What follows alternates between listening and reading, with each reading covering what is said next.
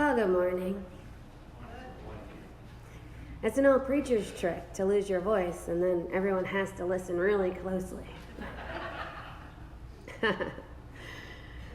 Now, each gospel has its own narrative of Jesus' beginnings. In Mark, Jesus starts out as a young man, at the beginning of his mission, not the beginning of his life. But Matthew and Luke go back a bit and have a story about Jesus' birth. And each one is different.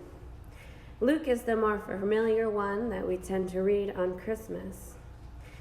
John goes back even farther, much farther back, takes Jesus back before time began, before the creation of the universe. So if this was a contest, I guess John would win. Now here's where the Gospel of John gets a bad reputation sometimes. You say John and people tend to roll their eyes and say, that's such a hard one.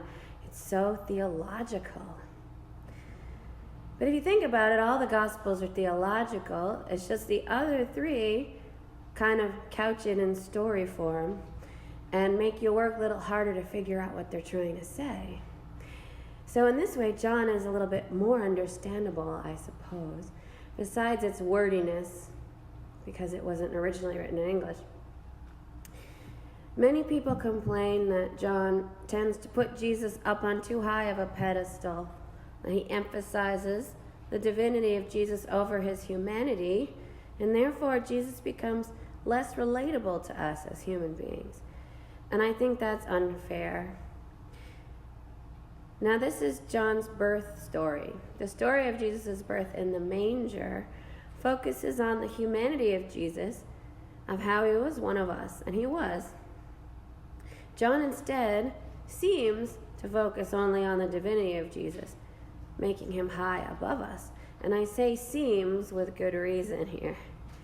Because on one hand, John exalts Jesus up, explaining creation, but then he talks about how the Word became flesh and dwelt among us. In order for Jesus to serve as the conduit of God's grace and truth, he has to be God in the fullest sense, and in order for that word and grace to reach us, he has to be human, to share our lives and suffer as we do. For as John says, from his fullness we have received grace upon grace.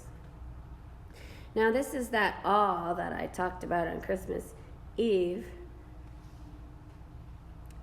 God coming down to earth to be human is a really big deal. But since it happened so long ago, and we hear the stories over and over, we kind of seem to have lost that awe and wonder amidst the cute story of the baby that we tell every year. John explains to us how divine Jesus is so that we can understand the magnitude of what is going on. Jesus is God. And God has intervened in the world before, but never actually manifested God's self into the world. So we need to understand this in order to have the proper awe and wonder of Christmas. But once that awe washes off, what do? What is Christmas? A lot of people celebrate it as Jesus' birthday, but he was probably born in May. Sorry. That's okay, though. As David Lose explains, the Gospel of John is less interested in Jesus' birth and more interested in our birth, our new birth as children of God. Christmas Day is the day we celebrate our birth as children of God, keeping of God's promises, and the beginning of the restoration of all creation. That's pretty awesome, right? So what does this mean for us now? God is timeless. And these stories aren't just static pictures from the past. Like I was saying last week, sometimes we forget that Mary and Joseph weren't stained glass windows for us to look at, right? They were people.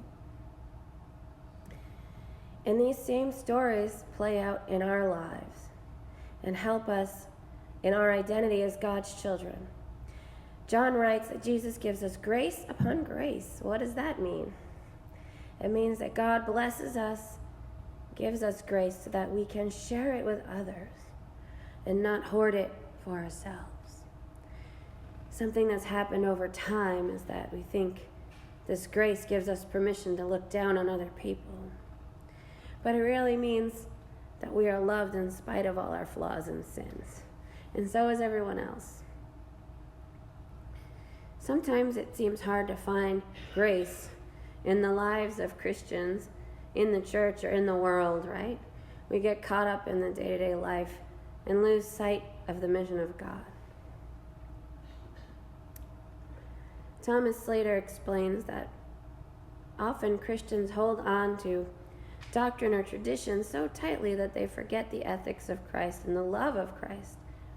He says that the church needs more Christians who are not aloof but loving.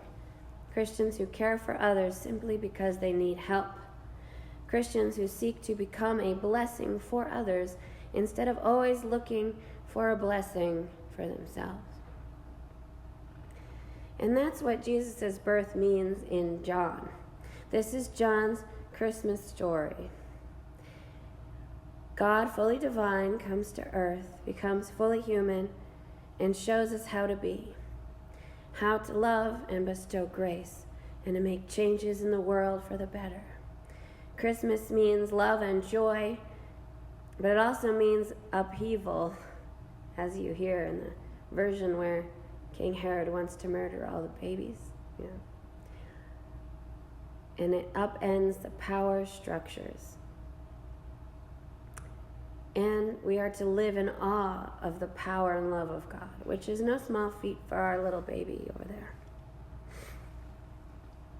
So instead of focusing on the baby and the manger, John focuses on the incarnation, much like Matthew touched upon it.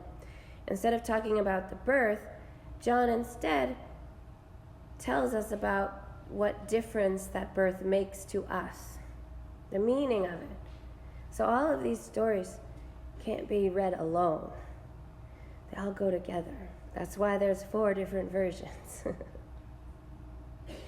Jesus is the Word that becomes flesh to be one of us so that we can be children of God. Children of God who have infinite worth in the eyes of God. People who deserve love and respect and will be used by God to care for the world and to change it.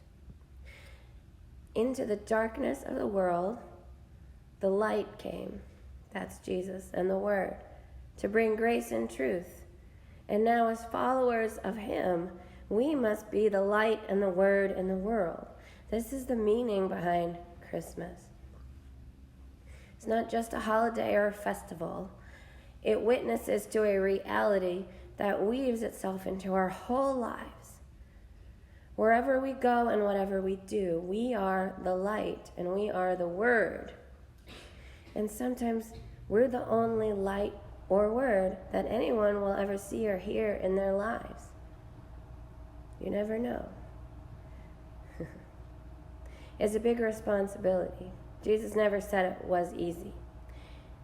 But that's what Christmas is. And that's what it is to be a child of God. We go into the world together always, not alone, and be the light and be that Word with Jesus by our sides. In the name of the Father, the Son, and the Holy Spirit.